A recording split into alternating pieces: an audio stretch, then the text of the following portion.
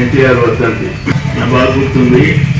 ఎర్రమంజిల్లో హైదరాబాద్లో ఎమ్మెల్యే క్వార్టర్స్లో ఉండా. నాకు ఉదయాన్న 5:30 ఆ టైంలో పెద్దవాడ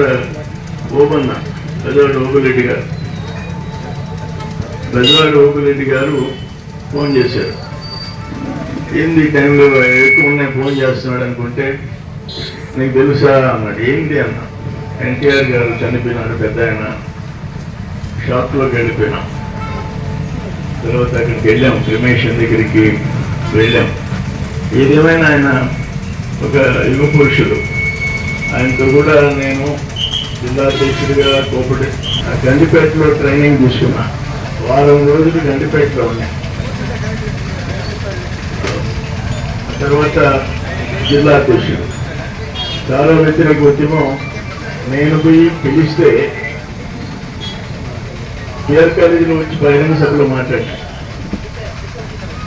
ఎన్టీఆర్ గారు, నేను చాలా వ్యతిరేక ఉద్యమం అఖిలపక్ష పోరాట కమిటీ కన్వీనర్, అంటే తెలుగుదేశం, సిపిఐ, సిపిఎం అన్ని పార్టీలు.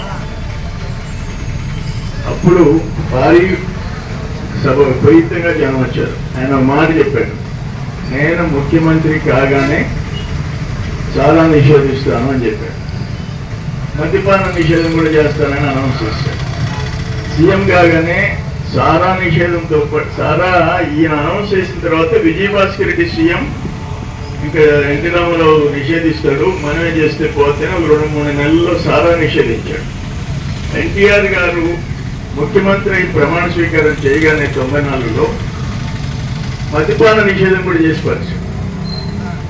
సరే, మద్యపాన నిషేధం అంటే మనం నిషేధిస్తే పక్కన ఒరిస్సా నుంచి వస్తుంది, కర్ణాటక నుంచి వస్తుంది, తమిళనాడు నుంచి వస్తుంది, ఈ కట్టడి చేయడం కష్టం అనేది. అయినా ఆయన మొండి మనిషి, చెప్పాడు కాబట్టి చేశాడు బాధ్యత. అటువంటి మహానాయకుడు, యువ పురుషుడు ఎన్టీ రామారావు. ఆయన దగ్గర నేను జిల్లా అధ్యక్షుడిగా, ఎమ్మెల్యేగా, సెంట్రల్ బ్యాంక్ అధ్యక్షుడిగా ఆయనతో ఒక అటాచ్మెంట్. మేము కూర్చున్నప్పుడు, నేను జిల్లా ప్రెసిడెంట్గా ఉన్నప్పుడు, గోదావరి జిల్లాలో ఉన్న ప్రెసిడెంట్ అందరూ ఉన్నప్పుడు వారిని చూసి నేర్చుకోండి అని నేను నన్ను చూపించేవాడు. అంటే పోరాటాలు చేస్తాడు, అటు ఉండాలని చెప్పి వాళ్ళకి చెప్పేవాడు.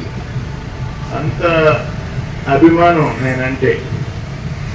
సినిమా చనిపోయిన తర్వాత కోవూరు నన్ను అనౌన్స్ చేశాడు, పేపర్లన్నింటిలో వచ్చినాయి.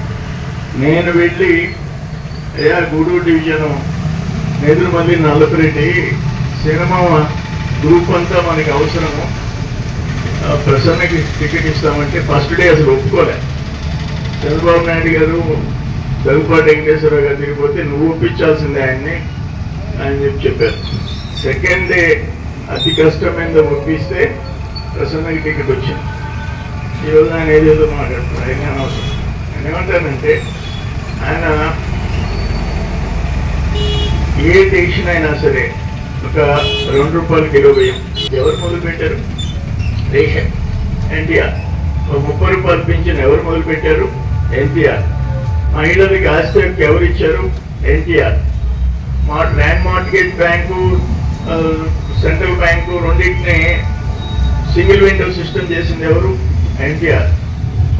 మనం బ్యాంకులో వడ్డీ, కోఆపరేటివ్ బ్యాంకులో వడ్డీ 12 పైసలుంది, 7 పైసలు తగ్గించింది ఎవరు? ఎన్టీఆర్. ఇవన్నీ ఆయన మాండలిక వ్యవస్థ. ఈరోజు తోటపల్లిగూడ మండలం మన దగ్గర నుంచి పోతాము. అంతకుముందు సమితులు అంటే 100-150 కిలోమీటర్లు కూడా పోవచ్చు వచ్చింది. ఆ మాండలిక వ్యవస్థ తెచ్చినోడు ఎన్టీ రామారావు. ఆయన బ్రాండ్లు ఎన్నున్నాయి. అటువంటి నాయకుడి దగ్గర నేను పనిచేసే అవకాశం జరిగింది. తర్వాత చంద్రబాబు నాయుడు, ఈరోజు లోకేష్ బాబుతో కూడా కలిసి 3 జనరేషన్స్, 3 జనరేషన్స్లో కలిసి పనిచేసే అవకాశం నాకు కలిగింది. ఆ పెద్ద ఎన్టీ రామారావు గారి ఆశీర్వాదాలు ఈ రాష్ట్రానికి, తెలుగు ప్రజలందరికీ ఉండాలని చెప్పేసి కోరుకుంటూ ఆయనకి నివాళులు అర్పిస్తున్నాం. ఇది చాలా గొప్ప విషయం. ఇక్కడ 30 years నుంచి, 30 సంవత్సరాల నుంచి ఎన్టీఆర్ వర్ధంతి ఇక్కడ జరపడం అనేది రఘుబాబు ఆధ్వర్యంలో వెంకయ్య ఇద్దరు 30 years ఆషామాషి కాదు.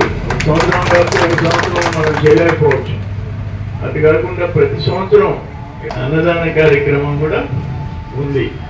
సో ఇప్పుడు అందరికీ ఎవరైతే ఈ ఆర్గనైజర్స్ వీళ్ళిద్దరు ఆధ్వర్యంలో సమంతో దిలీప్ అందరు కలిసి కార్యక్రమం చేస్తున్నారు. వాళ్ళు కూడా ఎన్టీఆర్ ఆశీస్సులు ఉండాలని చెప్పేసి కోరుకుంటున్నాను. నమస్కారం.